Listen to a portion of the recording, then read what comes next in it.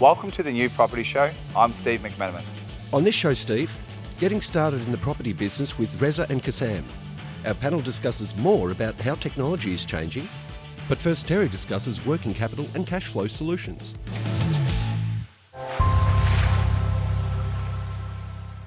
Trevor, welcome to the New Property Show. Thanks for having me, Steve. You're a bit of a saviour in the business, working capital, cash flow solutions.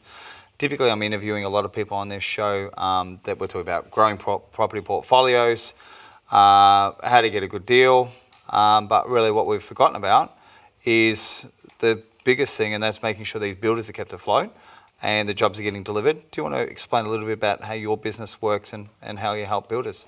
Yeah, we are working on the opposite side of the fence in that space. Yeah. Fifo Capital is a private business lender, so we use private funds from our group to lend to not just builders and subcontractors, but a whole wide range of customers across Australia.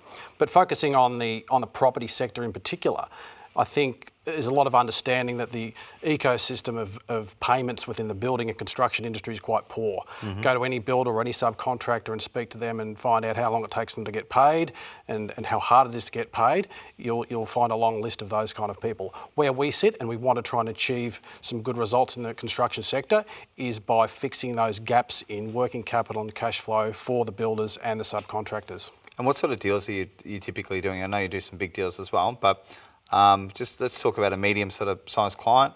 Let's talk about a builder. Are they seeing you for 500 grand, $1 million, 5 million, 10 million? What are some examples of the cash flow you might provide? Yeah, a lot of those mid-tier builders we're dealing with right now for facility sizes of the $500,000 to $1.5 million. Mm-hmm. You know, we sit underneath their banking facilities as a private lender, often without any kind of property security themselves. So we'll give a builder, for instance, a facility, and that will allow them to have an extra working capital position within their business, to pay subcontractors, to pay suppliers, to keep their business moving in times where, you know, their cash flow might be short or their working capital might be short. Traditionally, we've dealt with the subcontractors of those builders to give them facilities. We're trying to flip that on its head and let the builders take control of the finance again and to flow it through to the subcontractors when they want to get paid. So the builders can just do what they're good at, and that's just build? Yes. Because sometimes they might be outside, they've still got invoices to pay, and there's a bit going on there. But what are some of the things that normally catch them off guard?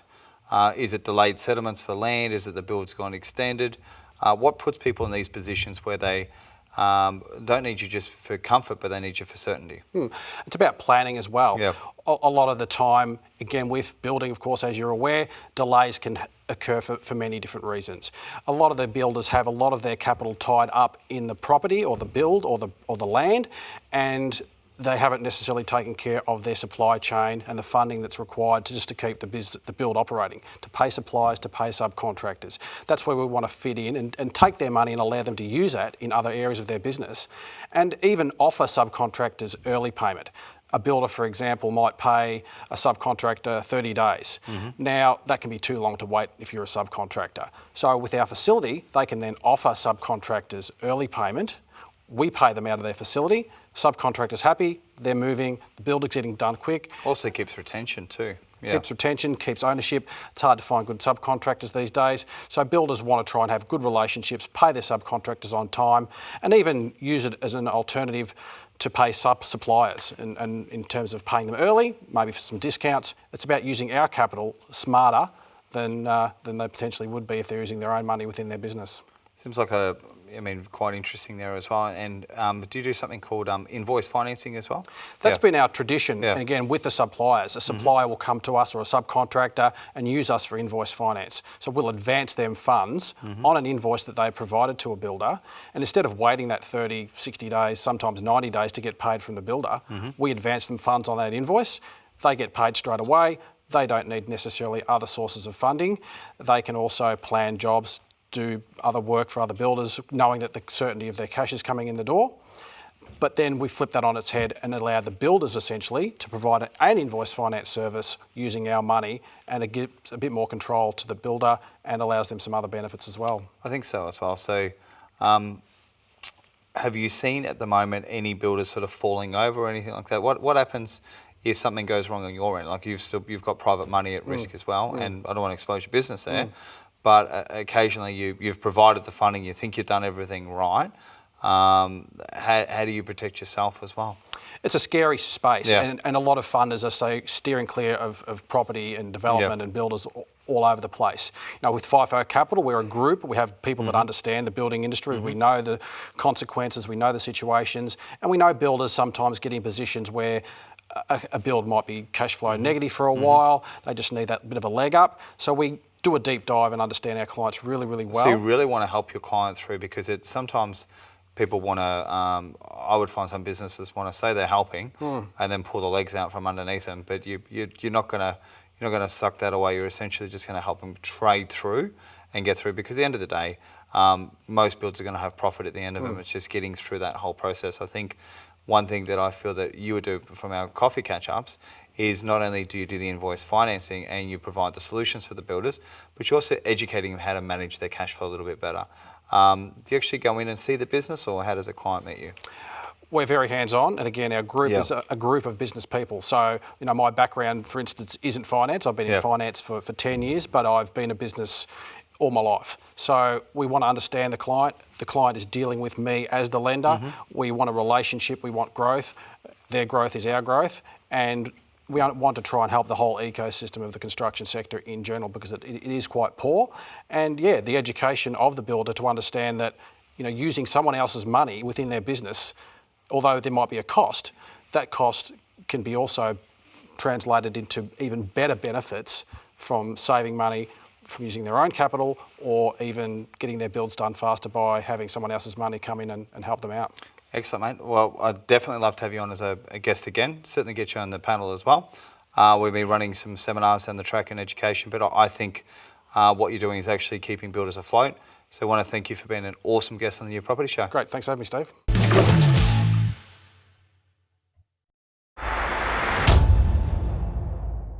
Guys, welcome to the New Property Show. Thank you. Thanks for having us. Some of my youngest guests on here, so Reza and Kass, 19? 20. 20? Yeah. You got, 20 this Feb. So. you got older during the episode.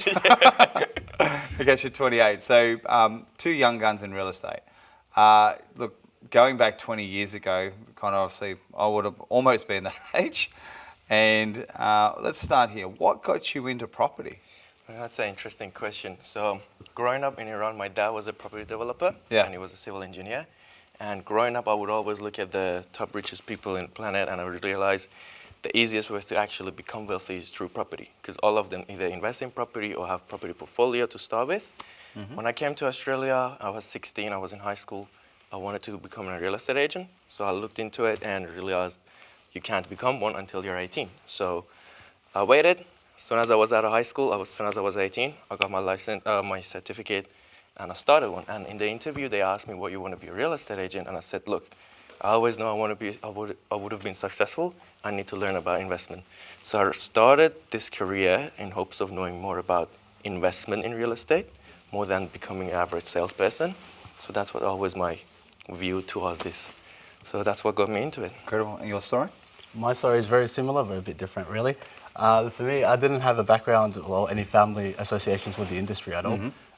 As most people, like my age, when we're in high school, we get pushed towards university studies. And for me, I entered into the healthcare industry in particular. After a couple of years in there, it wasn't really my cup of tea. It wasn't what I see myself doing long term. I love meeting people, talking to people, and just having conversations. It's not the same in a consultation room. Yeah. So I wanted to jump into property development, and for me, the most logical step to learn the industry and learn the ropes was actually to come in as a sales agent. So I've done that. I've entered in the industry for a couple of years and recently made the switch into development full time. Now, I've heard you guys make some pretty early starts, hence I didn't ever want to be a real estate agent. But you've got open boards to put out there nowadays, and I think you've got to earn your stripes there, you've got to put the boards out. But every time you put the board in the ground, you know, hey, I'm going to make some money here, I'm going to help some clients, I'm going to also meet some new engaged purchasers and also relationships there. But why don't you talk to me about the beginning of your day? What's a real estate agent do in the mornings? How's that get set up? As a setup, we have to wake up way earlier than everyone else. So today I actually got to the office at 9 and I felt that it was late. So we usually have to start early, especially if it's a Saturday. Like you said, go out, put the boards there, make sure it's nice and early, so people actually get the exposure. Then you have to check all the inquiries that might have come through the night, because people usually get home, have a rest, and they go to realestate.com, they see what properties are, and they maybe sometimes inquire about it. Do some callback, do some prospecting, and once the day is done, you have to go through your meetings, go through the prospecting, and it also depends what type of agents you are as well, right? Some agents have PAs, some agents have to do the things themselves. But yeah, we start nice and early. And what sort of deals are you doing at the moment? We're going to explore shortly some development deals, but currently at the moment, if I was to ring you guys or I was to refer a client, are they ringing you for established real estate, development deals, opportunity investment? What sort of inquiries would you typically handle? So with us, pretty much, we don't do much sales on the outside anymore, especially me and Cass, because now we moved into development strategists. That's what I thought. What we do sometimes, our clients, some of our investors want to sell their property, and they come through us because it's easiest for them. We know what they want, they know we have the best interests at heart, so we help them out. With us, it's mainly investors who are looking to invest into developments. What we have realized is people often go to realestate.com because it's the most common go-to method to become an investor. Everyone has this thought of, oh, I'll buy investment properties, I can become a landlord, but you and I know it doesn't work like that anymore. You have to be out of pocket to own an investment property, and it doesn't really create any cash flow in the short run. Because when you buy the end product, the builder has made money on it, the developer has made money on it, and the real estate agent has made money on it. So you want to get your clients in at the beginning? Nice and early, the development stage. Okay. Do you want to explore with me, if you can, Cass, just a little bit more about what those sort of deals look like? So let's talk, let's use a word here loosely, opportunity. Now there's opportunity cost, that's if you miss out, but let's talk about opportunity. So if a buyer wants to get in and do some business with you at the moment, they've got some cash, they've got a self-managed super fund, they've got some funds put aside, they've got a bit of equity. What sort of deals are you presenting them? Yeah, sure. So in terms of the actual deals themselves that we're presenting, obviously we have a variety of different options. Now, mainly they fall under the same sort of category, really. So as developers, everyone knows that developers make profit on the projects that they make. But what we're hoping to do is introduce our clients as sort of partners into the development project itself. So they come in early stages where we're still going through the planning, the development, and they can put in any amount of money that they need to into the investment. It can be minimal. We do have usually entry bars, so when they get to a certain point, then they can be part of the project, and then they get a percentage return on their investment per annum until the project completion. And the big thing too with this in terms of like investing in shares or a Bitcoin or some other alternative, but you're creating cash flow, but you actually have a tangible asset which you're leaning into. So they're not just putting the money into the bank and following the rates. You normally, from what I've heard from you guys, is you've got fixed returns, paid per annum or quarterly or however that is, and then obviously maybe a dividend at the end with a profit, depending on how that's split. But I think the most important thing that, apart from going to realestate.com, is they're getting a team of young guns that are really supporting their vision. But education too is, I feel, the fundamental key to success. Like obviously you wouldn't have been inspired as a 16-year-old. You couldn't have done it till you were 18, but you had to learn about real estate. I hear you run some seminars, some get-togethers, some cash flow nights. Do you want to talk to me about what happens after hours with some of your investor nights? What do they look like? With our investor nights, obviously we have them at nights after work hours so people can come through. We have our most experienced speakers there. Obviously, there is more trust with them. They have the experience. They have twice my age and experience in real estate. So they speak, they are there, and once their speaking is over, obviously people will stay around, have some foods, have some drink. But more importantly, we are there to support them because, like Cass said earlier, we have a variety of different projects and we don't try to sell anything. We are not selling the investment project. We create very tailored programs for each client because each client is in a different situation. Some people are looking for short-term growth, some people are looking for long-term growth, some people are looking to be retired. So we have to come up with a tailored plan, and after these sessions, after people see what we do, different things we offer, they sort of come out to us, they talk with us. I'm looking for a solicitor, I'm looking for this, I might be looking to sell my property. So we then connect them to the right person. We are not here to be everything for everyone, but we definitely can connect them to the right people. That's what happens at our events. People come through, we try to make them almost free most of the time, but it's more about education, like you said, because we believe you have to make an informed decision. Even like the previous guest that was here, the buyer's advocate, even if I wanted to buy a property in somewhere like I didn't know any information about, even though I'm a real estate agent, I would still go through a buyer's advocate. I think it's always important that you can never know enough in real estate. Exactly. And I always specifically say about staying in your lane, and you pay for advice. So really what you're paying for sometimes is efficiency. Last question, and then we're going to have a debate soon, but that'll be your mentors. Who do you go to? That's a very good question. I was lucky enough, I started in real estate. Me and Cass, both of us started in real estate, and we have the same mentors. And we were lucky enough to be introduced to a series of people that actually have the best intention at heart, and sort of moved from the normal real estate day-to-day to this development field. So we have a series of good, very good mentors, and last night I actually had one of my vendors sit down with them, and bunch of people, directors at OYOB, directors at Finnia, we look up to, and they help us. And like I said earlier, we're not trying to be the expert. We have a group of experts behind us. So it's very important to always have a mentor. Excellent. I agree. I think my mentors would be very, very similar figures to what Reza's talking about. And for me, further to your point in education, I actually got the qualification to practice as an agent's rep back in 2016. I found a mentor and I just shadowed for years. I didn't enter the industry till 5 years later. I was learning, figuring out the ropes from behind. So when I came in, I had a bit more of a foundation. So yeah, it was great. And we'll cover this on a further episode, but I think the main message that you guys really wanted to promote, guy or girl, that you should really get into real estate as soon as you can. Whether you're actually in the business itself, you're working on the business, or you're actively a purchaser. And one of our buyers agents said is better to have your own roof over your head than rent someone else's. So I do think actively being in there, I would encourage our viewers, if they were watching, to I am actually quite inspired by your story, hence I got you on. I don't typically interview 20-year-old guests, but I do believe in giving everybody a chance, and I can't wait to see where you guys are in 5 years from now. So thank you so much for being on the New Property Show, and we'll see you again soon. We appreciate beautiful. you, Steve. Thank you very much.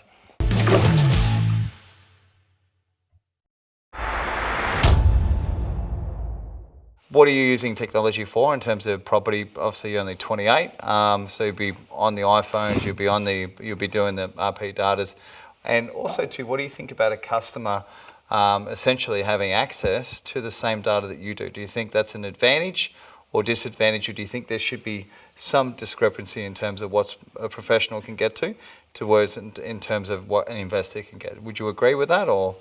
Okay, so we'll take that in two parts, the question, of course.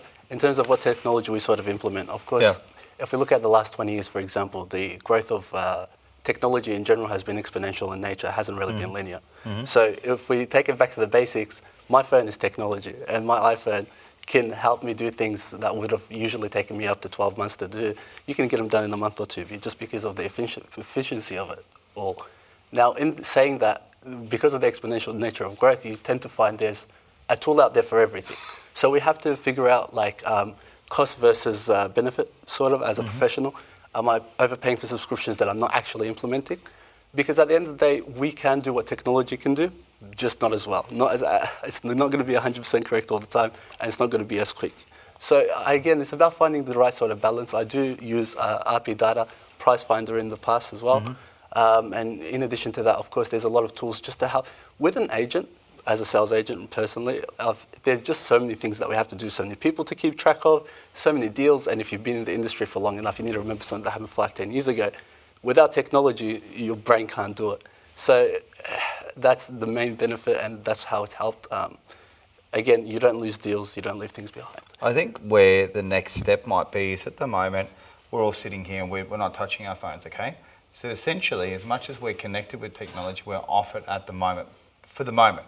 Unless you're Dasun, because his business is now working because he's automated where that is. So I think technology still has a long way to go. As much as we have the facilities to use it, the automation is going to be the next part, because 10 years from now, you could be sitting here, Zach, and deals have been calculated that you're not even looking at.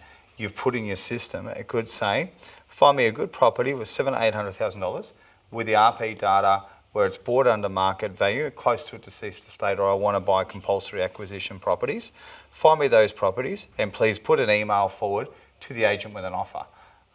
Imagine that part when you come back home and you've got 7 deals sitting there, 4 offers that have been considered, and you go, I'll just take that one, and that one.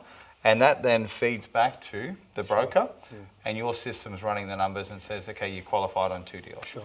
I think what we'd be looking at is where technology is going to go. It's going to be, if you're an aggressive investor and you could, I'd definitely hire you to automate my business. There's some big leaps that are going to be taken, I feel, in the next, 5 years.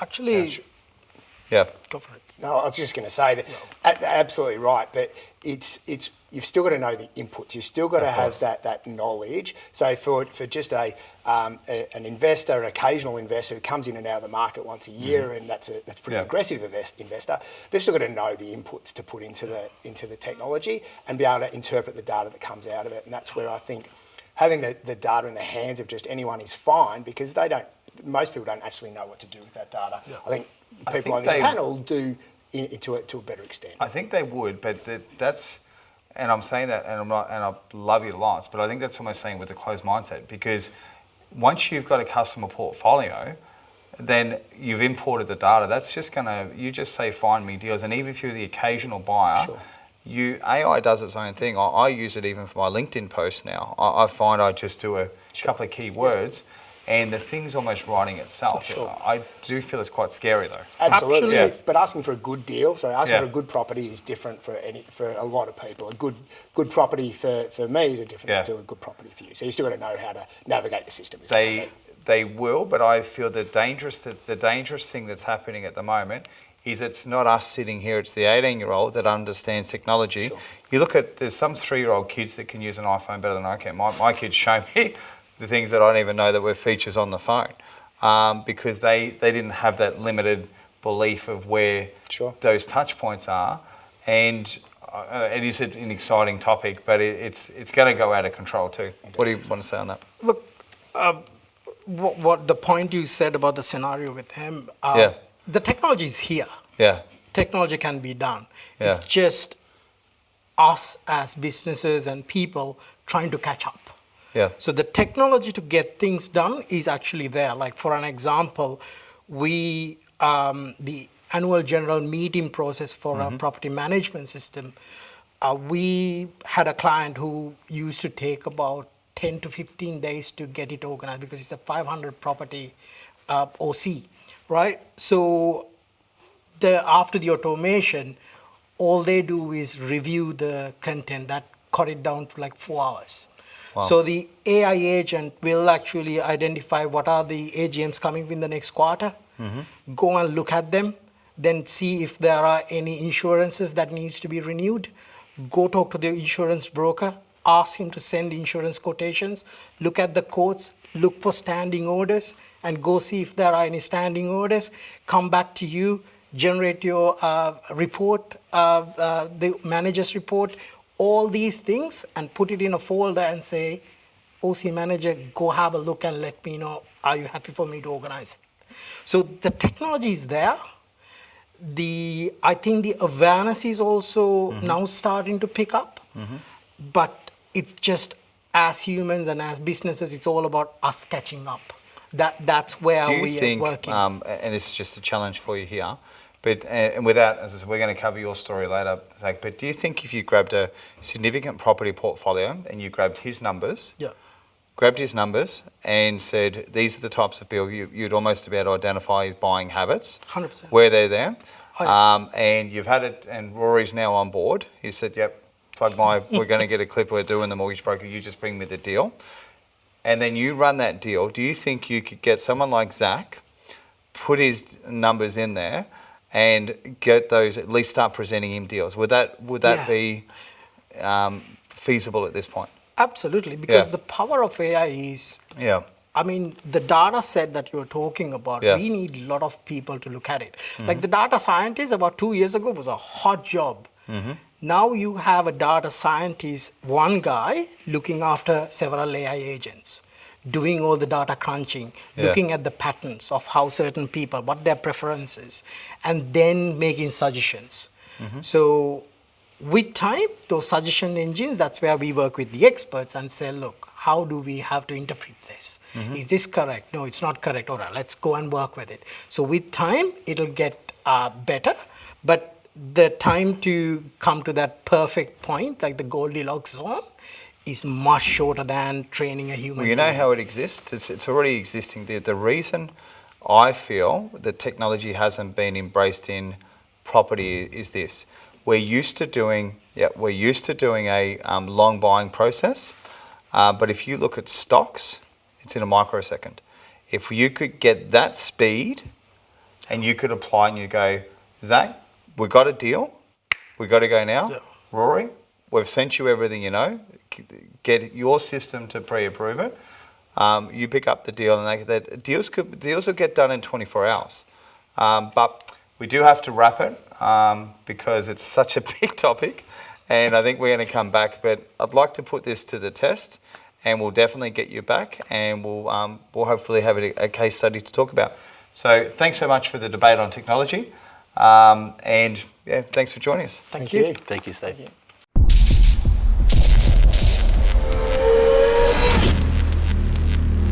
And that's all for this week. Thank you for joining us. If you want to see the full interviews, check out our website, and we'll see you again next week.